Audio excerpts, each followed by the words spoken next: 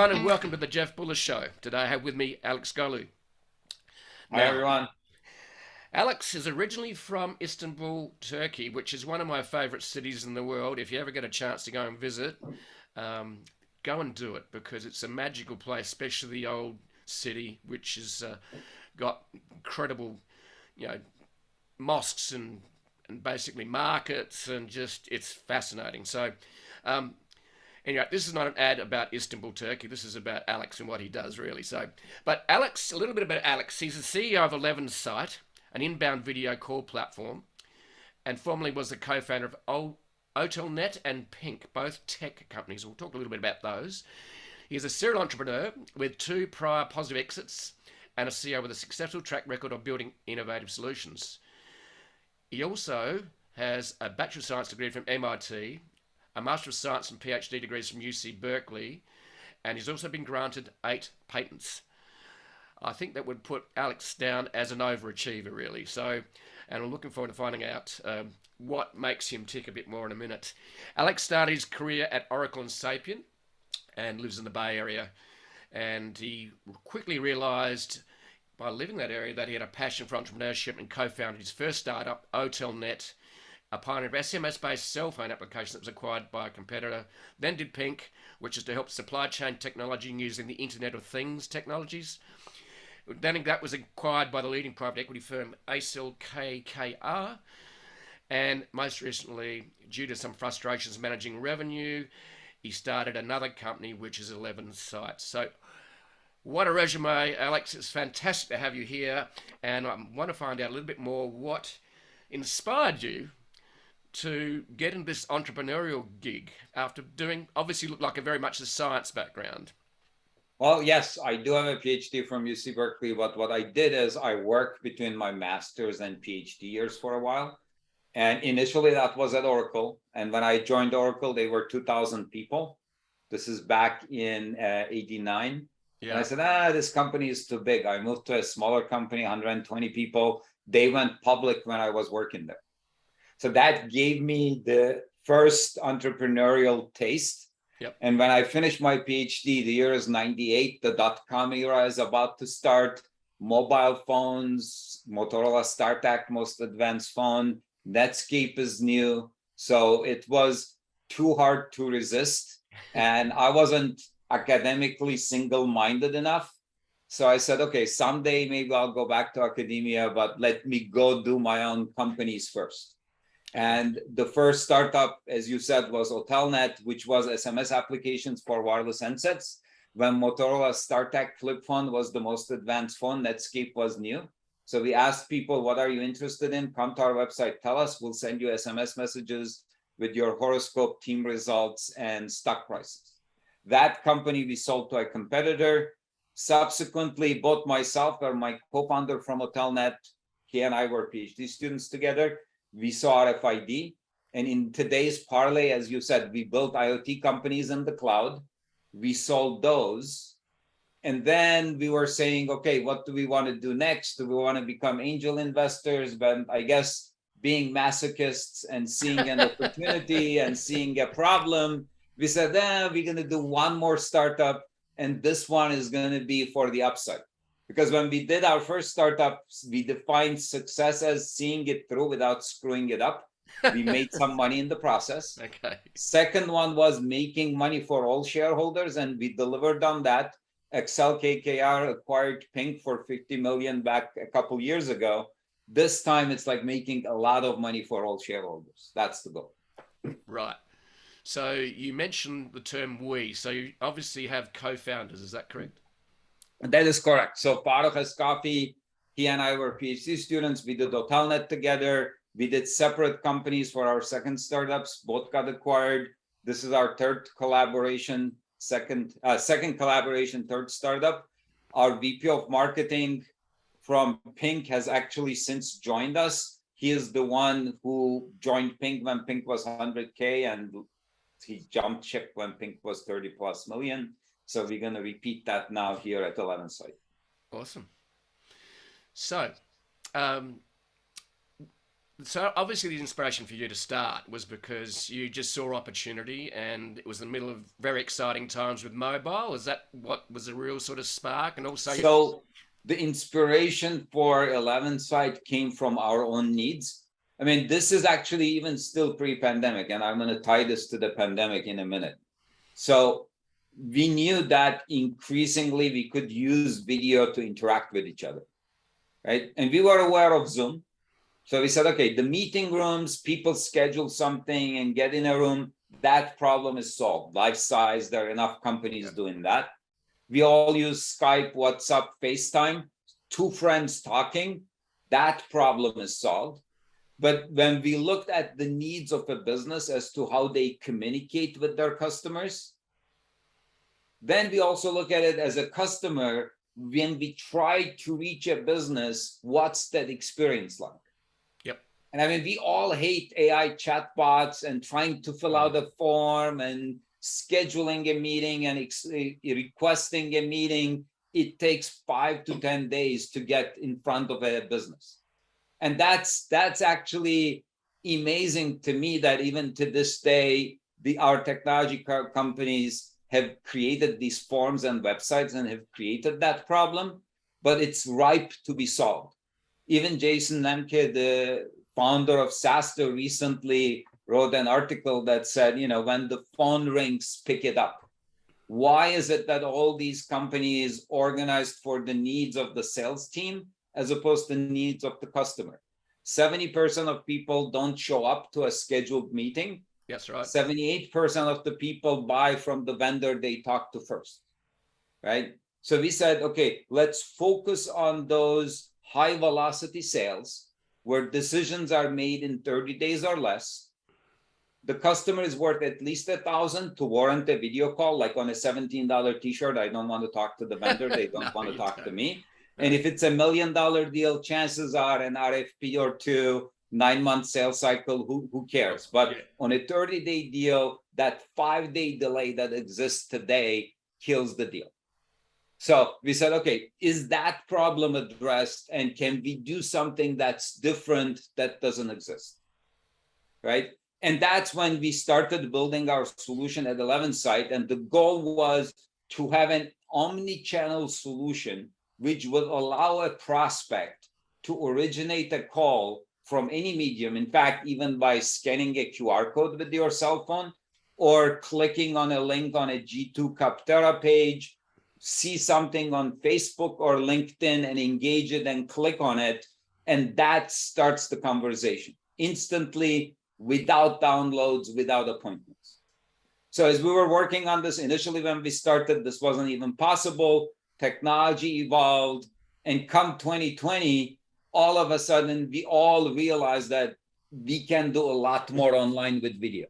Yep. Now, at that point in time, we all met our needs, no matter what our problem was, with whatever existed, the Zoom calls. And I'm sure everybody has seen those court cases when the guy now looks like a cat because before this, somebody else their daughter was using the Zoom meeting, right? So the need for a classroom, a courtroom, grandma's birthday, and a sales and marketing conversation are very different. It's not the same meeting room. It's not the same conversation that you need to have. So, and people already know that like Teams and Google went the collaboration route. There are companies like AirMeet and Hopin, they do events. So our focus is on the needs of sales and marketing organizations and to bring the businesses and customers together in such a way that we can facilitate instant conversation and accelerate lead conversion, especially at the top of that funnel, when the prospect is first reaching the business.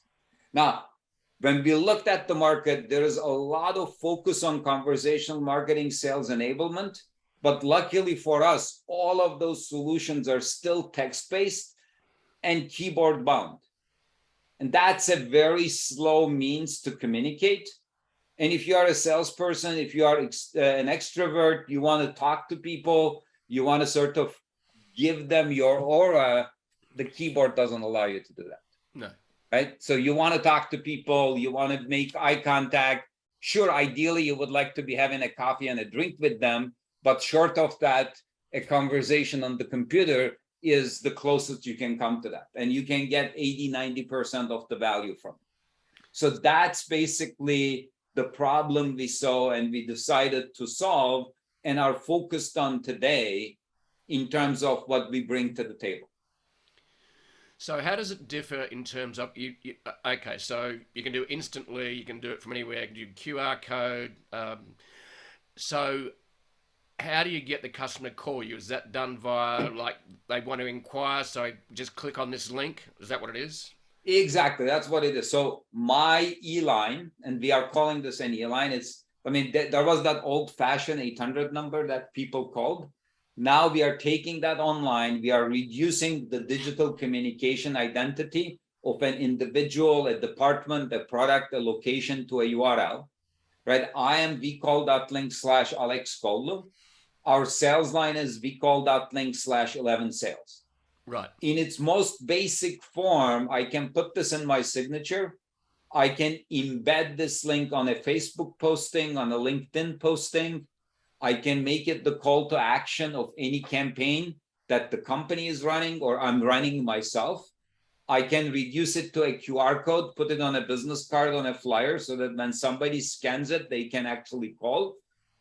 We even have additional widgets of, I can create a button of it and I can embed a button on the website so that when people click on it, I give them a choice of a video call, audio call, and so forth. So we do support video, audio, and text, although 90% of the people who use our solution get video calls.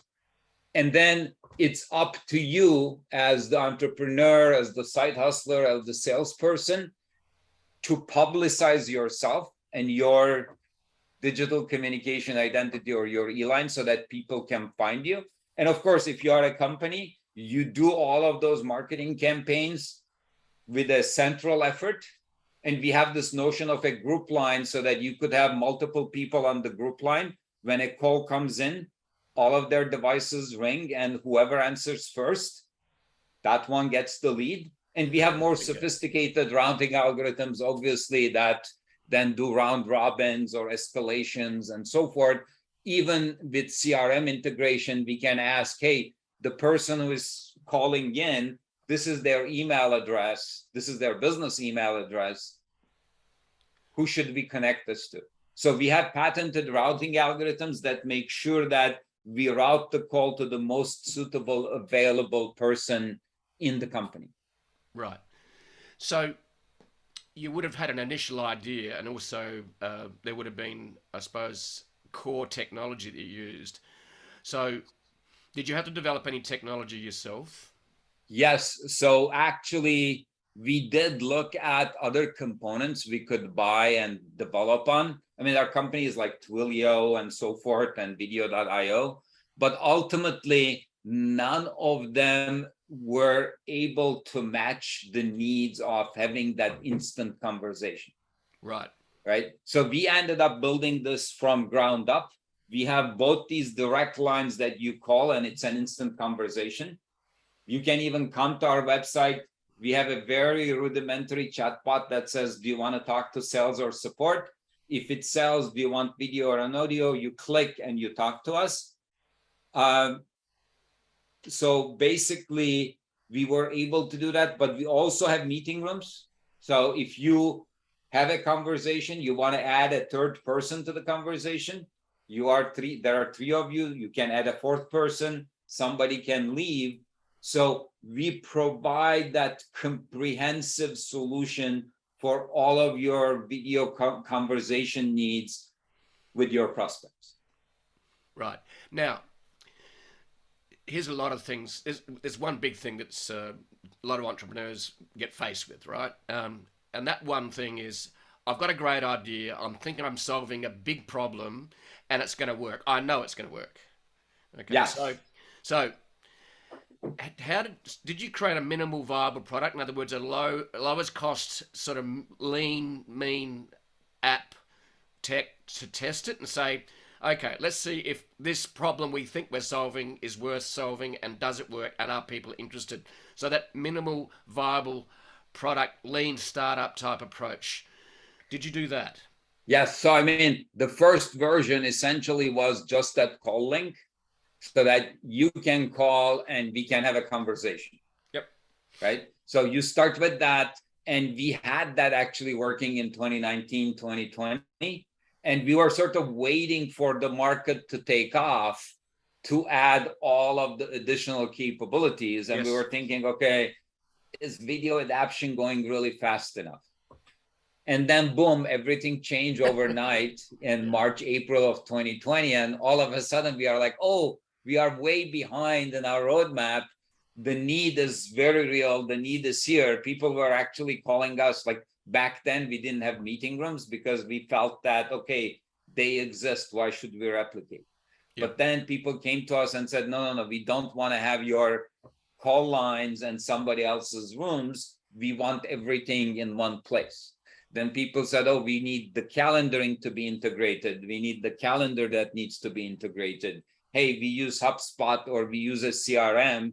We want that to be integrated. So all of those pieces followed in time as we roll this out to customers. Right. And we foresee a lot more of this coming. There is a lot more that we have planned. Yeah. So how long did it take to go from idea to testing? In other words, when did you go? How long did that take? I mean, so this time around, I mean, we did this in my second startup too, is making the minimum viable product work and then build from there. In this case, when we started early, this wasn't even possible, right? It was only possible to originate a call without downloads and appointments on a Chrome browser, but not on a Safari and not on an iOS. Right. So we needed to implement slivers of it that were possible as these vendors were adapting the standards.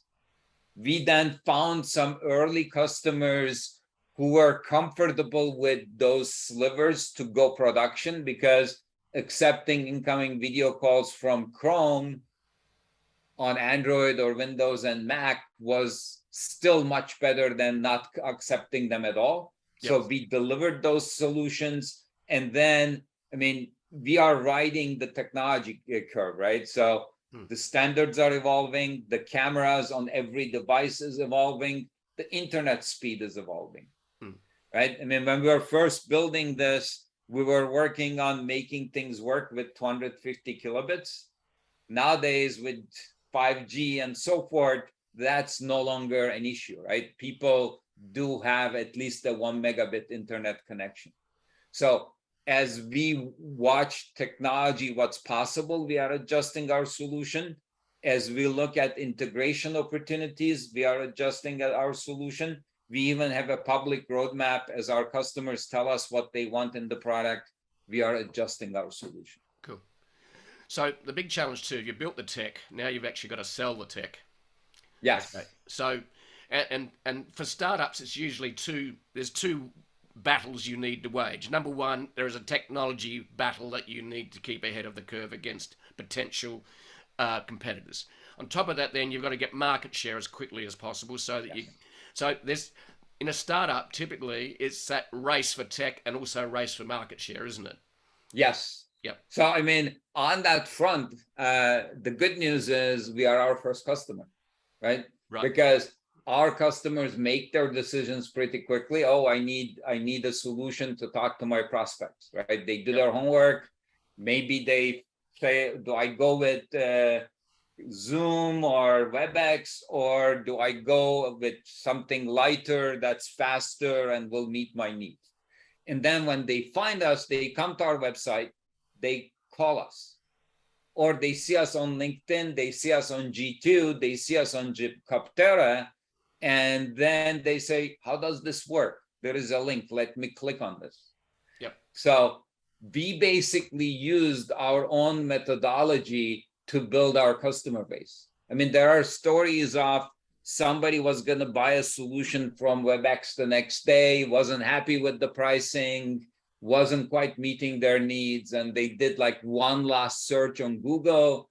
They found us, and it was actually 10 o'clock at night. So we do have a sales line. We answer 24/7, right? We have somebody in India, somebody in Istanbul, somebody in Oxford, Germany, somebody in New York, and then there are a few of us in the Bay Area. So it was 10 o'clock at night. I was working and my phone rang. And actually, I clock out around 10:30. Right. So I answered, and 4 hours later, that guy was a customer because he knew that's what he needed. He was going to buy it from this other vendor, didn't quite meet their need. And then they talked to us, we answered. Had we not answered, had we given him okay, schedule a meeting, let's talk in 2 days, he would have been gone. So yes, I mean, another thing we did is we offered our solution on AppSumo last year. And the bulk of the questions we would get was, how does this work? And our answer was, this is how it works. You're going to put your link on wherever you are running your campaigns, wherever it is that you are advertising yourself. And your prospects, when they are interested, you talk to them. You explain to them what problem you solve, what differentiation you bring, and that's basically how you're going to grow. So you're striking. Yes, it is also true that on a different note, let's also acknowledge that you need to run a lot of marketing campaigns and you need to put some money into it. That we cannot help you with. That, if you are running a side hustle or whatever you are doing, do whatever growth hacking techniques that are out there. Be active on YouTube, be active on Facebook, be active wherever your prospect and customers are, because that's where they are going to come and find you. And then when they reach out, by all means, talk to them. So that begs another question in terms of, how did you define your, I suppose, perfect customer?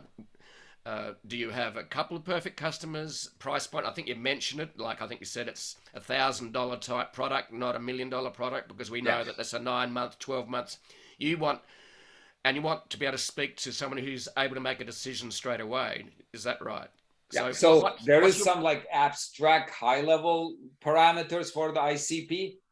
Like their product needs to be 1,000 to 100K. Sales cycle needs to be 30 days or less. But it's not a commodity. Some conversation is needed for legitimacy and trust and to resolve some requirements, whether they can be satisfied or not.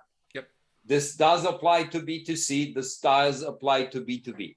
In B2B SaaS, which is where we are our first customer, that's one low-hanging fruit, because product-led growth is a new concept, but like 4 or 5 years that the vocabulary is in there, although buying something on the website with a credit card has been around much longer. So that's one low-hanging fruit. But B2C market, we also were equally as successful with buying cars, home appliances, even sometimes real estate. Okay, right? So it could work for retail because people are going to spend $1,000 and they want to make it quickly. So I watched a TED Talk a while back, and it looked at the 5 things that make startups successful. Okay. And the big one, the biggie, in other words, what makes most startups successful is timing. Yes. And we saw that as a perfect example. I mean, it couldn't have been more visible. January 2020, market is not happening fast enough. May 2020, wish we had accelerated our roadmap. It's look, I've struck it in my life and my career is that I leapt into the PC industry as it was exploding back in the mid '80s when Steve Jobs and Bill Gates were duking it out, right? And my timing was perfect. I didn't know at the time, but I just followed my gut because I just felt the energy of the industry when I went and tried out some tech sales jobs.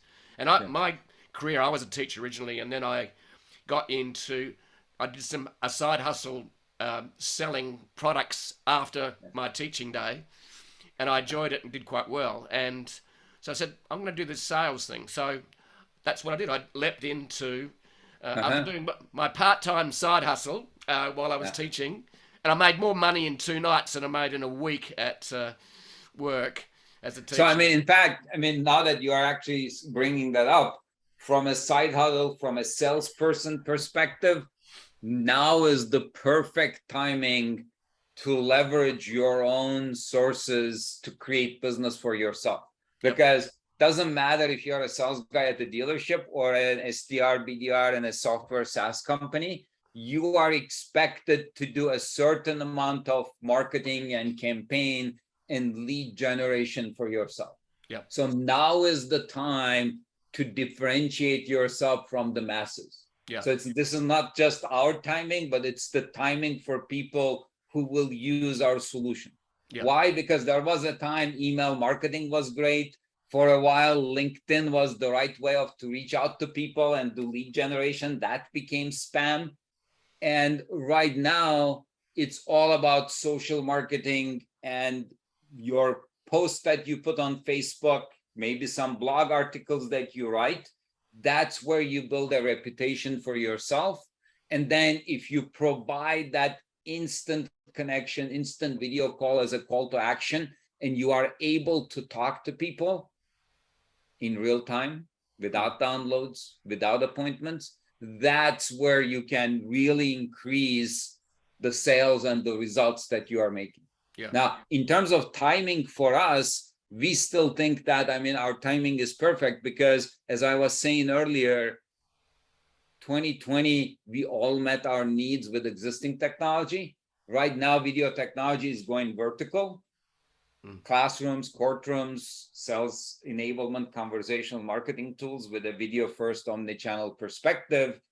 In a couple years, there will be a consolidation. So if we grab enough market share, we'll be the ones acquiring them. If we are modestly successful, that's still a huge upside for us. We'll be part of a much, much larger company.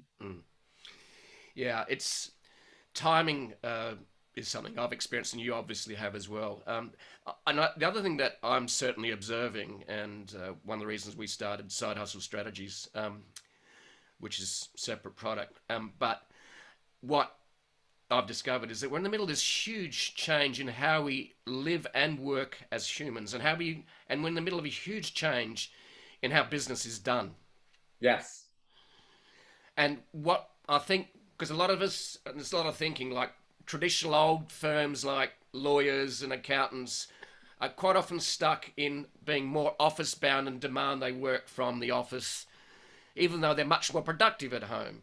So, Yes. and this leads to a lot of opportunities, both for tech, in other words, businesses, because there's so many cheap, easy to use tools. In fact, some free tools that you can use to start your business at almost no cost. Yes. And then also, you can work from anywhere in the world, as long as it's got an internet connection and you've got a laptop. Yes. So, I mean, that's exactly what we are built for, right? Because speaking of those tools, you don't need a phone number anymore that's device connected. You can come to our website, 11site.com. You can buy some lines, $15, $20. In fact, we have created a discount code BULLUS10. Okay. That's your last name with number 1 and 0 attached to it. You will get a 10% discount. And then you are ready to go. You are no longer tied to any device. The call can ring on your cell phone. It can ring on your laptop or desktop. Or if you are visiting a friend, you can just log into your account on their PC and boom, you are in your office. Yeah. Calls can be coming in. Yeah. And we're seeing both countries starting to adapt their visa rules in terms of digital nomads. So the side hustlers can start a digital-based business. They can start an online e-commerce store that, as drop shipping. You can source a product from anywhere in the world, and you can work from anywhere in the world. But there are challenges being a digital nomad. Number one, usually visas are only 90 days. Yes. But countries and places like Venice and Porto in Portugal and other countries are bringing in digital nomad visas. So this is, we are reinventing work and seeing it being reinvented in front of us. And Yes. I think we're living in one of the most exciting times in history on a lot of levels. Yeah, I How we mean, live, yeah, how we work. yeah, I mean, I actually experienced that too, because as I said, I did the first two startups. These were traditional Silicon Valley venture funded companies, right? Yep. We would drive to Sand Hill Road, we would make a presentation, if we were lucky, to a second one, and that would eat up the day. And being able to raise money outside the Bay Area was not even an option. Yeah. I mean, in this company, we have 40, 50 investors. They are all around the globe, primarily in US, Europe, few in Asia. And some of these people I haven't been in the same room with. Yeah. Like the last 2 years, this is the desk I sit at, this chair I sit in. Although Marcitio corrects me, 6 months ago I changed the chair. I was still sitting on my Hotelnet chair until recently. And eventually my wife said, this thing is falling apart, buy something new. So I went to IKEA, bought a new chair. So from this chair, I was able to fund the company from investors around the US, in Germany, in Turkey, and it's all conversations like this. Yeah. And some of them indeed actually just call me on my e-line because they just get a kick out of it to see that it's that easy to reach me. Yep. So by making yourself accessible, it's all about timing. It's all about the changing business environment, right? Yep. It doesn't matter where you are, so long your prospects can reach you. Yep. Right? You could be working from home, selling globally. You could be in Lisbon and selling globally. Yep. Portugal, Lisbon, beautiful place. Yep. Yeah. And I experimented with Digital Nomad about 3 years ago, and I experimented with how it would work. And I discovered a few things along the way that were really, really important. Number one, you really can't travel and work and travel and work and keep. You got to have a hub. You need to make sure you've got a hub. So that was one thing I learned, was that moving all the time was, one, stressful, and two, the other part is that making sure I had a good internet connection to have video calls, and video text getting better because we can do it on slower and slower lines, but the speed increases of the internet are obviously going up. In fact, I had a little bit slow on my wireless here at the home office. So I said, bugger it, I'll actually just switch to 5G on my phone, which is actually much faster. Yeah. But this is what's really exciting, is that you can design a life and business, or design a business for your life, rather than actually having a life designed by a business. That is correct. And the tools are out there. Yeah. And I mean, again, it's like with video conversations, it doesn't really matter where you are, so long you give your prospect the ability to reach you and you are responsive to them. Exactly. Because that's what people want. And then if you are in a video conversation, your personality can shine through. Yep. You build that legitimacy and trust.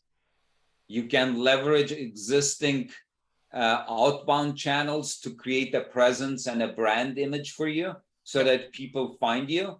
And then if you keep your customers happy, the referrals will get you the growth. Exactly. The word of mouth is certainly still live and real. Yes. Yeah. So just to wrap it up, Aleks, what are some of the top tips you've learned along the way in terms of taking an idea, something in your imagination, acting on it and turning into something that is real and tangible? What are some of the top tips for people that are thinking of starting a side hustle and a startup? So, couple things. I mean, you said the basic ones, right? Start with an MVP, validate the problem, and all of that. So these are, everybody knows this, and then these are the first 5 things that every business school or entrepreneurship class will tell you. So I'm not going to tell you those. The only way I'm going to summarize that is there are a lot of good ideas. Only a smaller subset is good business idea. Only a smaller subset is a good business idea for a given team and individual because of their skills.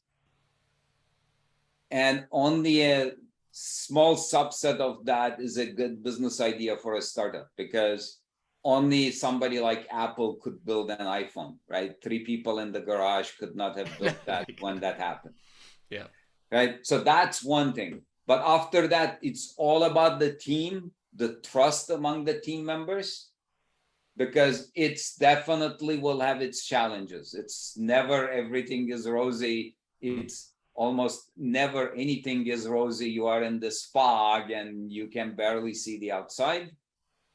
And that means it's perseverance and resilience. Yeah. Right. It is. So because it's always going to take longer than you thought. Yeah. Right. So those are the things that you have to bring to the table. But then tying it back to some best practices, yes, you need to make the market aware of your solution. And when people come to you, then you need to be willing to talk to them and interact with them and impress and keep your prospects and customers happy. Yeah. And I love what your product does. And as we were chatting, I was having a few wheels turning in my head. And so congratulations on taking something from imagination to creation and Thank you. executing. And I look forward to seeing you guys keep on growing rapidly, and maybe we'll catch up in a year and see where you're up to. And that would be perfect. And then I hope that some of the people who listen to this will come to our website, 11site.com. That's spelled 11site.com. And then they can use the discount code BULLES10, sign up. Then we can even report to you that, hey, your audience, so many of them are now actually some of our users, and we can tell you, maybe we can even invite one of them to this conversation. They can then actually talk about how they use the solution to increase the success of their side hustle or their business. I think we could have a separate conversation around that for the side hustlers, to get them excited and inspired about how they can live and how they can work, how they can design their business for their life, which is what yes. A lot of us, a lot of very successful but unhappy people. And that's what we want to try and do, is help them become happy. Yes. Okay, Aleks, it's been an absolute pleasure, mate.